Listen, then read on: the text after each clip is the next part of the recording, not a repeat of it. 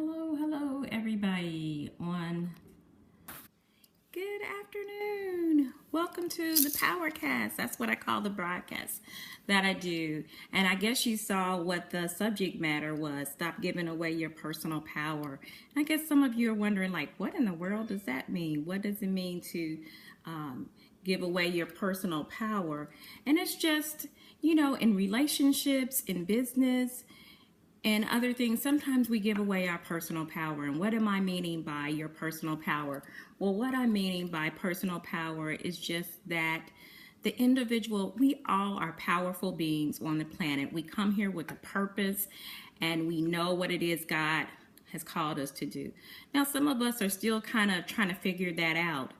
But whatever your purpose is on the planet, that's some of the source of your power. Obviously, the source of all of our power is to be plugged into the power source, which is God.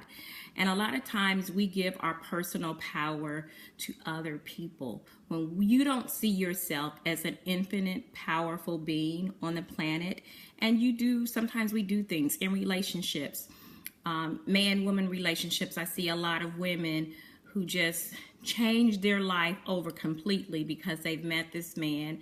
And a lot of times he's not even worthy of all the attention and the authority that you've placed into him over your life. And you've given up yourself to the point where you've kind of lost who you are. And I've done it personally myself, so I can speak on it, that you became another person for somebody else, or that you played small and diminished yourself for someone else. That is giving away your personal power. And how do we prevent, or how do we keep from doing that? One of the things that we do to keep from giving away our personal power, the power that God has given us, your birthright, is to be a powerful being on the planet, here for a purpose, whatever that purpose is that God has called you to. That is what you're here for. And some of the ways that we give up our power, like I said, is in relationships, and be that man, women. Sometimes men give up their personal power to women. They meet this woman and they become something that they're really not, trying to impress or whatever. When you've put somebody up on such a pedestal that you're almost worshiping them, you're giving away your personal power. You're giving that this person can be so much greater than you, that you're worthy. I see that sometimes even with pastors in churches. I see people almost worshiping the pastor more than they worship God. If you cannot question some things that your pastor has said to you or taught to you, or if you can't still be an individual thinker and question things, and you're giving up if you worship this person and feel like they can do no wrong, you're giving up some of your personal power.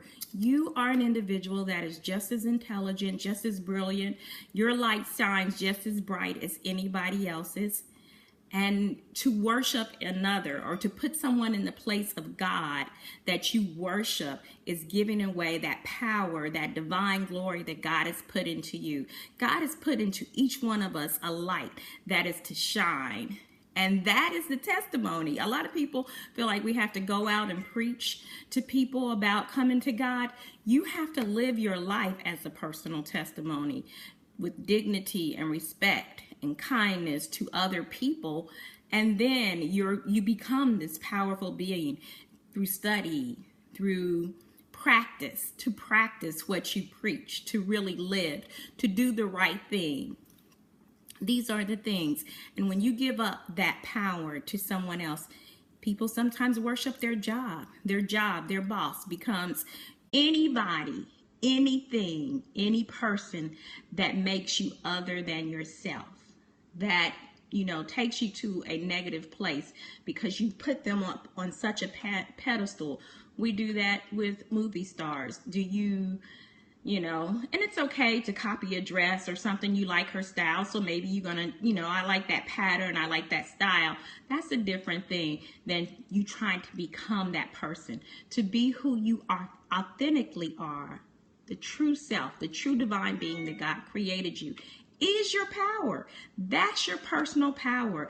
That's your key to getting to anywhere you want to be, is to be your true, authentic self, which is a powerful being on the planet, and to be true to who you are. If you're living your parents' dream, you're giving up your personal power. If your dream is to be an artist and everything in you speaks and loves art, but you become a lawyer instead because maybe that is what your parents, your grandfather, your father was a lawyer, but that's not really that is not your true desire. You're giving up your personal power. And God has placed these powerful desires in us. And those powerful desires are your driving force. It's something you can't help but do. You know, you're born to do it. You're good at it. You excel. You're passionate about it. That's what you're supposed to do. That's the key to your purpose. And when you are other than you were intended and created to be, we each came onto the planet with an individual gift that we use or that helps us to create in our own right, to be of service to others, because this gift is so unique to you that it provides a service to others, whatever that is. You know, I feel like my gift is to encourage and uplift. You know, and it's not, other people have that gift, but the way that I do it is unique to me. You know what I'm saying? So if I try to be anything other than that, to encourage, to uplift, to tell people how beautiful and powerful we are, that's my gift. If I do anything other than that, to play myself small, to say that I don't have this gift, to who am I? Who do I think I am? To question that this gift is in me, just as gifts are into, you know, somebody else has some other gift that is power. There is somebody that's called to be a lawyer, and that's their passion, and they love to do it, and they love to help people to be, to have justice on the earth. That's their power. That is their personal power. That's what they love to do. To do other than that is to be a disservice to you and the community as a whole. And I'm talking about the global community. So it's a part of losing that personal power. So how do you maintain your personal power? And I've kind of talked to that. Be authentic. Be who you are. And you have to first accept yourself for who you are, for your desires and your passions that you have inside of you. Be who you are. And know who you are, and stand tall and affirm who you are.